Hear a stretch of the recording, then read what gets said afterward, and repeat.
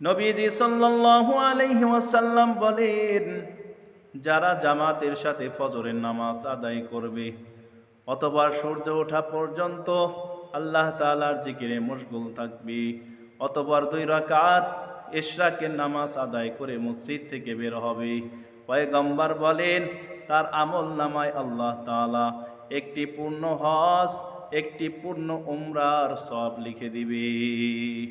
हर घड़ी देने तो तैयार है, जो ना मांगे उससे तो बेजार है। আমার আল্লাহ দেওয়ার জন্য বড় পাগল।